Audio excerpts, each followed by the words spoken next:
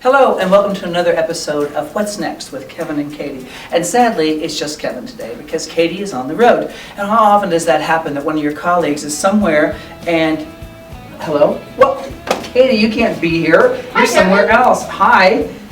Well, so our thing that we're going to show this week is you, I guess, because you're on the double robotics telepresence robot and you're getting taller as we speak, which is awesome. So anyway, we started selling these at an educational discount pretty quickly after we saw these for all kinds of reasons. But one of those reasons is that we have kids who can't come to school because they're homebound and they were coming to school via the robot, which we still do that now. But so many exciting applications for this. First of all, it's great to have you on the show today. Want to say hi to the audience?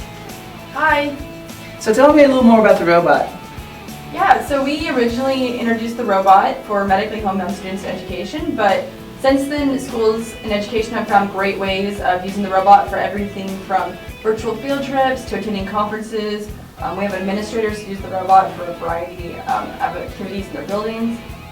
And you send these things out too to any location, and suddenly you have this node, right, that you can dial into in the classroom and have telepresence in that space. Exciting applications for museums and just locations all over the world. But we sell these things for a decent educational discount to schools. And do we lease these too? Absolutely. We also have a lease program, so you can lease it by the week if you have a short-term need, or if you're just wanting to try it and not sure if the robot's a fit, just let us know and we'd be happy to send you one in our lease program. And what's really cool about the robot is that you, without anybody's help, you can back this into a charging station, even if you're the one driving it on your phone from Singapore, and it'll charge itself, so the person locally doesn't have to touch it or manage it or do anything to it. Also, it has an available speaker that you can add here that makes your voice louder. You can be shorter, you can be tall, so if you're thinking education and you want rapport with kids, you can come down to a lower level or a higher level. Also, there's a camera on the back of your iPad that the Double Robotics robot takes advantage of. Sorry to be walking all around you, Katie, but that turns that little periscope that turns that camera this way, so you could walk up to a student desk and be looking at homework on the edge of the desk. You can see your own wheels in case you bump into anything, not that you ever would. When you get good at this, it feels like you're there, and that's what students keep saying. It feels like I'm there. And when you see students react to this too, they don't say robot, they don't call it robot, they call it whoever's on the screen, and they just treat it like the kid is at school, and I think that's a huge deal.